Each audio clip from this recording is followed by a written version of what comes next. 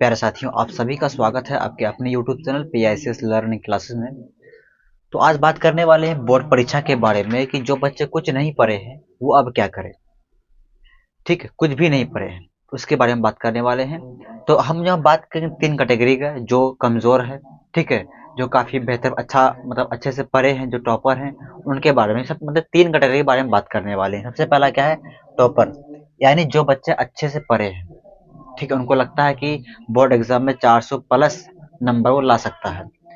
और इसके बाद है एवरेज। एवरेज का मतलब यहाँ पे ये हुआ कि ऐसा बच्चा जिनको लगता है कि नहीं पास हो जाएंगे, अच्छा नंबर आ जाएगा, उसको कहते हैं एवरेज, यानी कि मतलब कि मीडियम में जो बच्चा की तैयारी है। ठीक है, एक वो बच्चा जो कुछ नहीं पढ़े हैं बस पास होना चाहते हैं, यानी वीक, यानी काफी कमजोर है, जो कुछ नहीं पढ़ा है, वो क्या करे। तो ये तीनों कैटेगरी के बारे में बात करने वाले हैं। तो तीनों का जो भी लिखिए, तीनों के लिए पॉइंट है। ठीक है, सबसे पहली बात ये, चाहे कोई भी बच्चे हो, सबसे पहले काम आपको ये करना है कि घबराना तो बिल्कुल नहीं है। घबराने से क्या होता है कि आप चाहे कितना भी पढ़ लिए हो, आप सब भूल जाइएगा। और जो बिल्कुल कुछ पढ़ा ही नहीं है वो घबराएगा तो वो और एग्जाम दे ही नहीं पाएगा। इसीलिए पहली बात ये कि सबसे पहले आपको घबराना नहीं है। ठीक। दूसरी बात कि सबसे पहले ऐसे प्रश्न को हल करना है जो आपको बेहद आसान लगे। देखिए, जैसे कोई बच्चे बोलते हैं कि सर बहुत कमजोर है, कुछ नहीं जानते हैं पढ़ने। तो ऐसा तो नहीं है कि आप 7th क्लास नहीं पढ़े होंगे। मान लीजिए आप 10th क्लास नहीं पढ़े हैं, 9th तो पढ़े होंगे, 8 तो पढ़े होंगे, 7 6 5 कोई क्लास तो पढ़े होंगे, कुछ तो जानते होंगे। तो उसमें से जितना प्रश्न आपके बोर्ड एग्जाम में रहेगा, कोई ना कोई ऐसा क्वेश्चन जरूर होगा जो आप जानते हैं, अच्छे तरीके से जानते हैं। सबसे पहले आप उसी को लिखना है। क्योंकि जब कोई शिक्षक कॉपी को चेक करता है, जांच करता है, अगर उसको सबसे पहले, ठीक है, जब वो कॉपी से ऊपर से जांच जांच जब करेगा, चेक करेगा वो, अगर आप बेहतर आंसर लिखते हैं, सही लिखते हैं, तो उनको ये लगेगा कि आप आगे भी अच्छे तरीके से लिखे हैं, तो आपको नंबर अच्छा देते चले जाएगा। उतना गौर से कॉपी आपका चेक नहीं करेगा, क्योंकि वो समझ लिया कि बच्चा अच्छा से लिखा है, आगे भी अच्छा है, थोड़ा सा पढ़ेगा, नंबर दे देगा। लेकिन अगर आप शुरू में गलती करते हैं, शुरू में गलत आंसर लिखते हैं, तो उन्हें क्या होगा, पूरा डाउट हो जाएगा कि आप पूरा आंसर क्या है, मतलब कि कोई भी क्वेश्चन का आंसर आप सही से नहीं लिखे हैं। तो वो क्या करेगा, वो गौर से हर एक लाइन पढ़ेगा। जब हर एक लाइन पढ़ेगा तो आपका मार्क्स कम हो जाएगा। इसीलिए सबसे पहले जो जिस पेज में आप आंसर लिखेगा, पहला पेज में, वो वैसा आंसर लिखेगा जो आप अच्छे तरीके से जानते हैं, जो बिल्कुल सही हो, वही उसी क्वेश्चन का आंसर आपको लिखना है।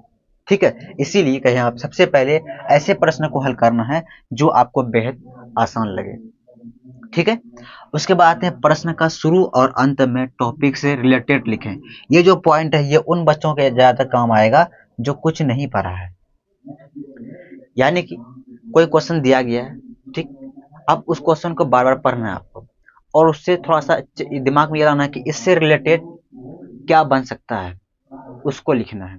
कहाँ कहाँ, तो शुरू में और सबसे लास्ट में। यानी कोई मतलब क्वेश्चन है, उसका हम क्या करते हैं, आंसर लिख रहे हैं, तो जो पहला जो लाइन लिखेंगे और लास्ट लाइन जो लिखेंगे, ये दो लाइन जो आंसर लिखेंगे, उस क्वेश्चन के रिलेटेड से लिखेंगे, और रिलेटेड से लिखेंगे जो टॉपिक के बारे में क्वेश्चन रहेगा। ठीक है, उस टॉपिक से रिलेटेड लिखेंगे। बाकी बीच में आप अपने मन से कुछ भी लिख सकते हैं, उतना गौर नहीं करता है एग्जामिनर। सबसे सबसे पहले वो ऊपर वाला लाइन देखता है। जब आपके ऊपर लाइन हेडिंग अच्छे से रहेगा तो वो उतना ध्यान से नहीं देखेगा। अगर 4 नंबर क्वेश्चन है, 2 नंबर जरूर देगा, 2 नंबर का रहेगा तो 1 नंबर वो जरूर देगा।